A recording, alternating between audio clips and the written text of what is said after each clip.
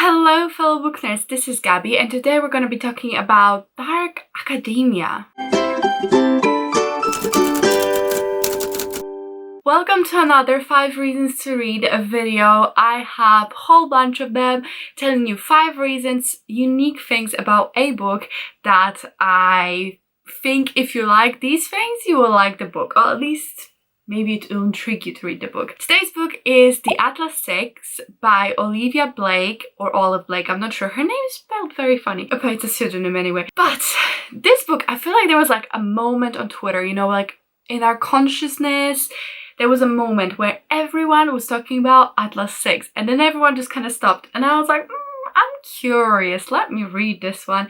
So I did, and I'm here with some thoughts and opinions and reasons to read it. So let's just start my review with a little bit of a synopsis. So in this book we have 6 people with unique abilities, and these are kind of magical. They each have a very different type of magic. So there's a telepath, there's a naturalist, there's a physicist, there's an empath, all kinds, right? And all these people are immensely powerful, unique in their specialty, different than others, you know, the whole spiel. And one day they get approached by this person called Atlas something, and he offers them a spot in the Alexandrian archives.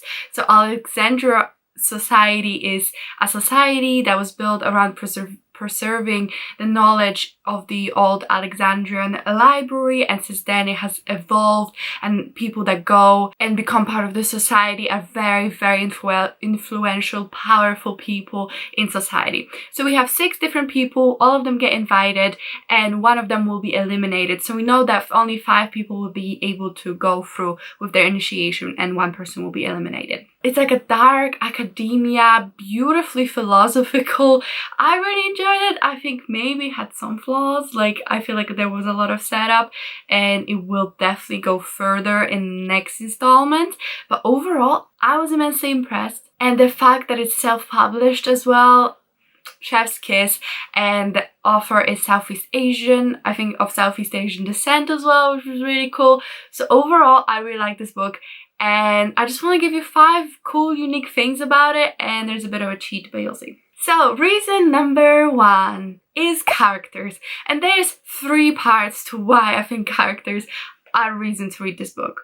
So the first sub-reason, let's call it point A, is the diversity. So this book has a lot of diversity in it. We have LGBTQ+ characters, almost all of the characters come from different diasporas.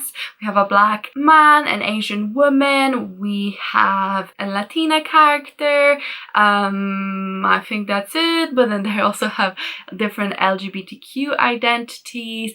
Overall, like, it was really, really cool, really good to see. I was impressed, and like, we love dark academia that's not just all white, you know, and rich. We love to see that. So that was a really cool part that I really enjoyed. Then sub-reason number 2 is the characterization, and this is a little bit hard to explain, but I'm gonna try. So I was trying to explain this to Hanan, who I buddy read this with, and I was just so impressed by how the characters were introduced, characterized, how we found out their personalities and all of that. It was just so well done and so interesting. The first character we meet is Libby. Now Libby, when we meet her, she has this arch nemesis called Nico, and she really doesn't like him, right? Like, he's the worst, he's a jerk, he's full of himself, whatever. So we like Libby. And I'm the kind of person, whoever you introduce first in the book, except for the prologue maybe, I kind of think of them as the main character. It's just how my brain works, you know? Like, I'll always think of them a little bit more as a main character. But because this is truly an ensemble cast, it's really hard to make those distinctions of main character, not a main character.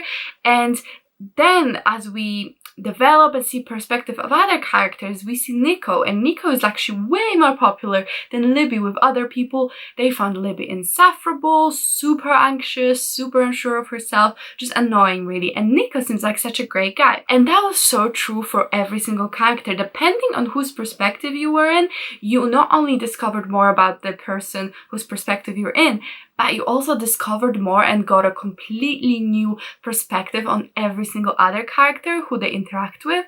It was just so well done, and it was truly relative, because I feel like sometimes the author tries to make the perception relative, but because they like one character more than the other, or something about the writing, it just doesn't click. But this time it clicked so well. No one was purely good, no one was without a flaw, and everyone had different feelings about everyone, so you kind of got like a very well-rounded opinion overall, and you kind of just got your own conclusions, because you know the person whose perspective you're reading, you understand their perspective, and you also can then understand what in turn they think of this person, what that says. You know what I mean? It was just very complicated but really beautifully done.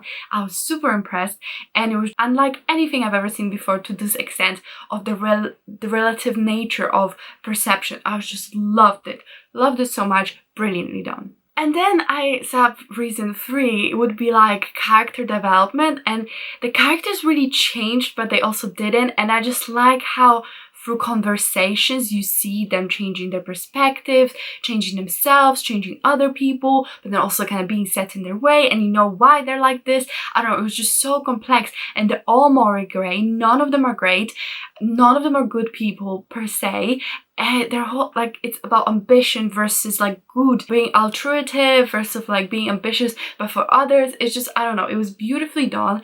I absolutely loved how that was portrayed. So there's characters overall, I think, were a very strong part of this book. So if you enjoy characters, you're a character-driven reader, maybe try out this book, because honestly, like, top chef's kiss, amazing. Number 2, my reason is clever writing / deep conversations. I didn't know how to phrase this because I'm not a writer, but it's the fact that the conversations these characters had were just so interesting, and maybe in some aspects unrealistic, because like, who talks about something deep every time they talk? But at the same time, like, because some time passed, and because of who they were as people, and because of what the Alexandrian society stood for, all of that, it was just so well done. I was immensely impressed with just like the conversations had. They were so interesting, just following with them on this journey. They were talking about time and like relativeness and like space and power, ambition. All of that was super interesting, and clearly the author is really clever. And sometimes when author tries to be too clever with their conversations, they kind of lose me, because it's just like, no one talks like this. Why are you inserting this philosophical debate right now? You just want to have a debate yourself. But because this one, it just fit the setting, who these people were, it just fit with the fact that they'd be talking about things like this. So to me, I was sold. I was really engaged, and I was like really interested in what they had to say.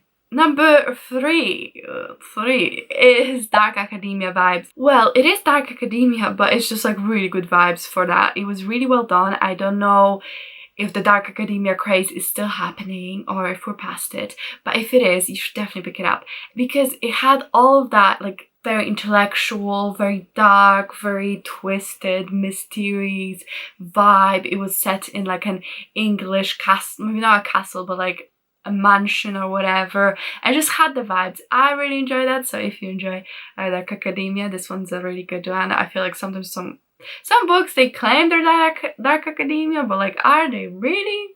But this one, I think definitely is. Number 4 is the slight thriller / tension / mystery atmosphere going on. So this book isn't like a murder mystery or anything, but there definitely is that element of who's gonna get eliminated, and also the element of what is this society about. They get approached by all these other societies, so there's this tension added, and we find out some things as we go that even adds even more to this tension. So you just feel anxious for the characters, and you don't like any of them, but you kind of like all of them, and you're just like, who's gonna be the one eliminated? And I don't know, it just had really good tension. I was in the edge of my seat for some of it.